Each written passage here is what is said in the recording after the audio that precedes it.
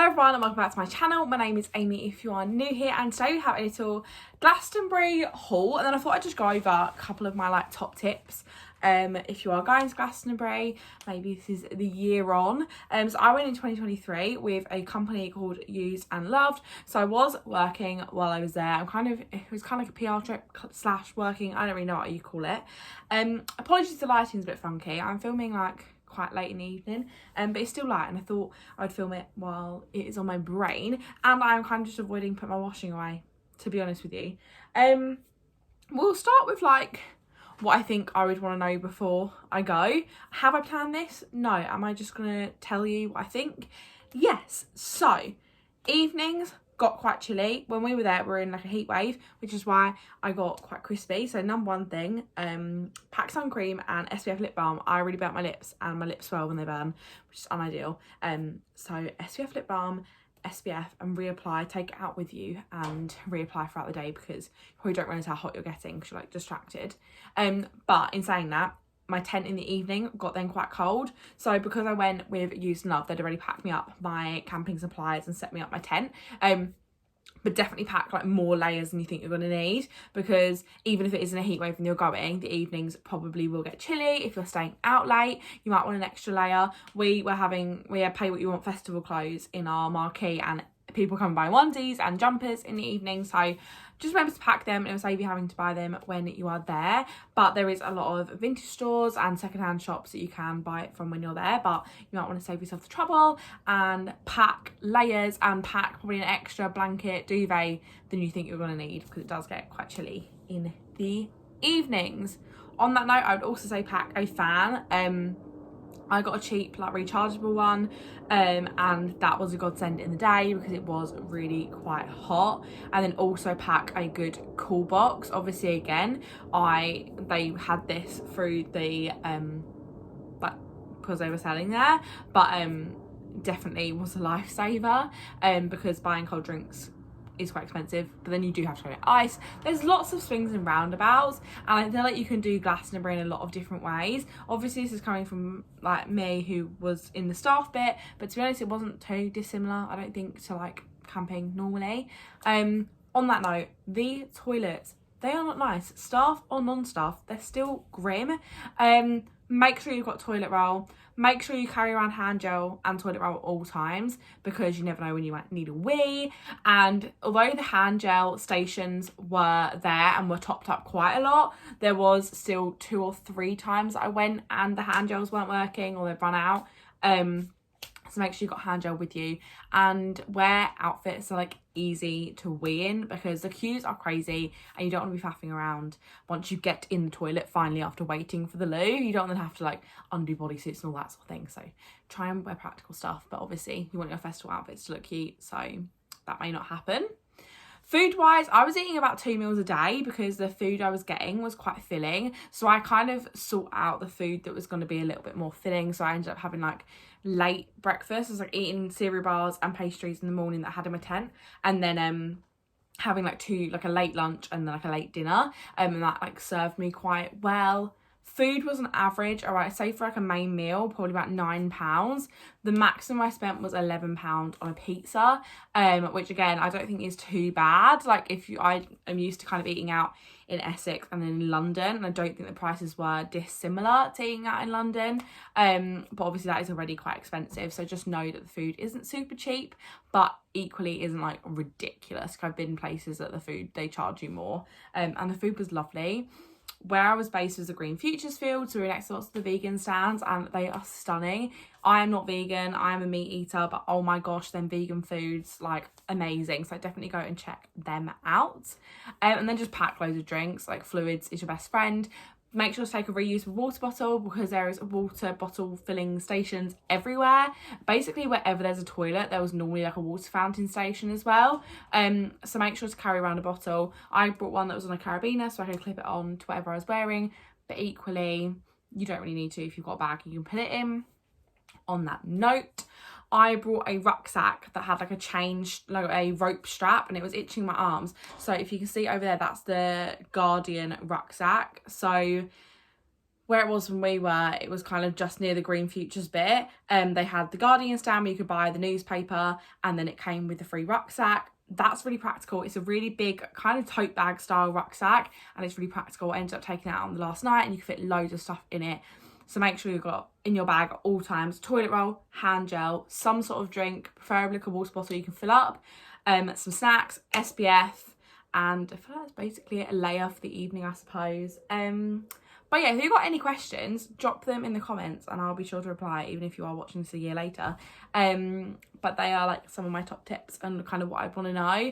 And just know that the toilets aren't as bad as you think they're going to be. I was really nervous. I'd never really camped before, and I'd never stayed at a festival. And I was really, really nervous about the loos. And they weren't like portaloos. The normal toilets were like around the stages were just like a row of toilet cubicles that were open air, probably about that far off the ground, the door shut, so you can see people's feet. And the door doesn't fully shut, like it does shut, but there's a little gap. So if you're concerned about that, maybe get one of your friends to come in with you to like kind of block the door, or get someone to wait outside. And also if someone's really tall walks past, I could definitely see in.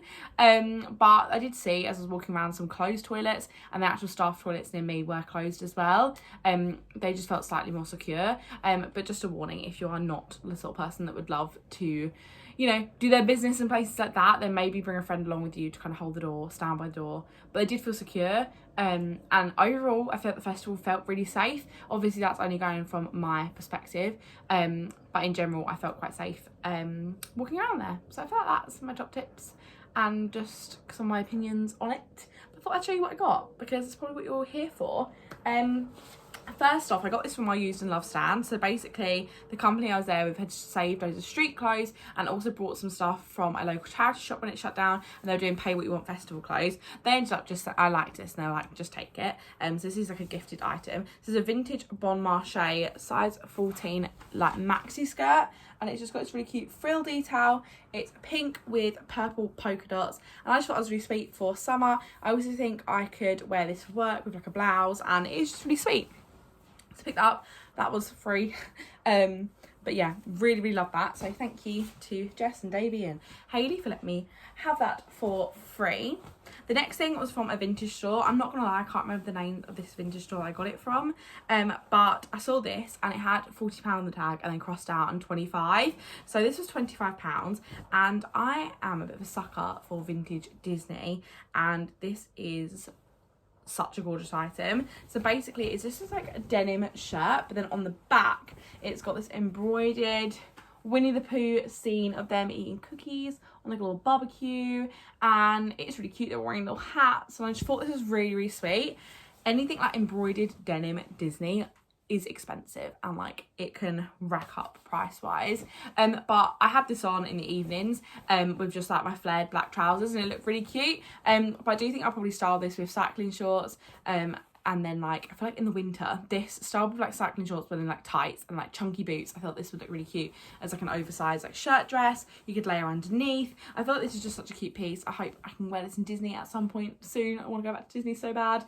But it's just a really cute little piece, and it's like thick enough that it does keep you warm, but thin enough that it's not like too overheating. It's like nice in between like summer layer, and I just thought that was really sweet.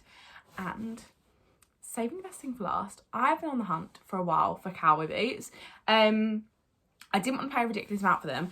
I also really didn't want just like a cheap fast fashion boot, because I knew then, you know, it's unlikely I'm going to be able to get a lot of money for it if I sell it on eventually. You know, it is a bit of a trend, so am I going to love these in a couple of years? I hope so. And I've got ones I feel like I can keep, and like as they come round, again, as all things do, then I'll be able to wear them. But I'm hoping I'll wear them when it's not a trend either. I'm trying to be better at that. But I wanted some good quality cowboy boots. And actually when I was at the Rochester Vintage Fair with Hannah in her Rochester 350 meetup thing, there is a vlog of that, someone was selling Wrangler cowboy boots. And my dad loves Wranglers. I feel like I've got a bit of an emotional connection to it because my dad loves them.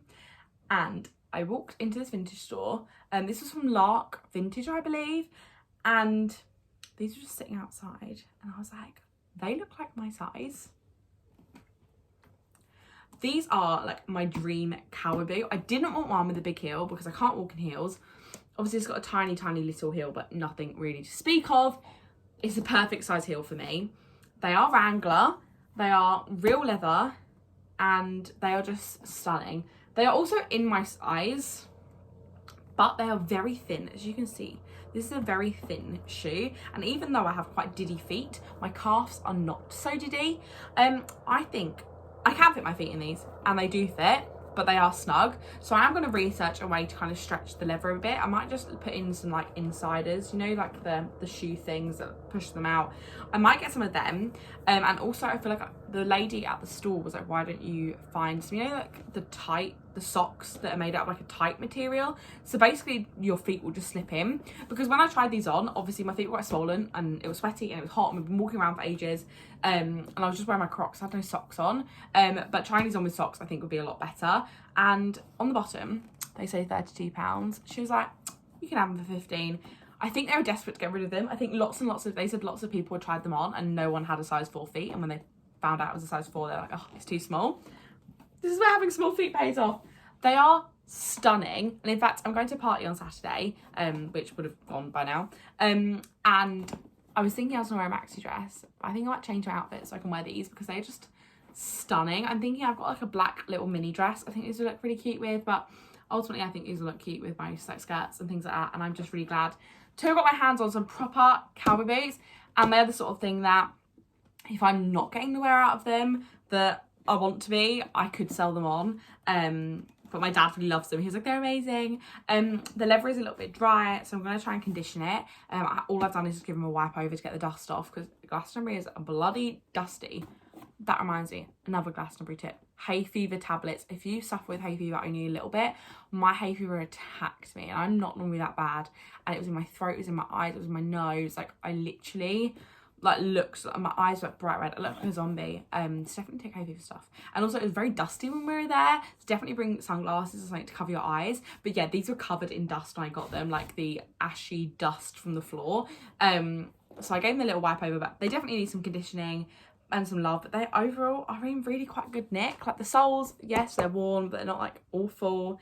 There's a couple of scuffs on them, like here, but like nothing crazy. And for £15 for like a proper good pair of cowboy boots, I was seeing fast fashion ones being sold for like 40 quid. So like to get some proper good ones for 15, amazing.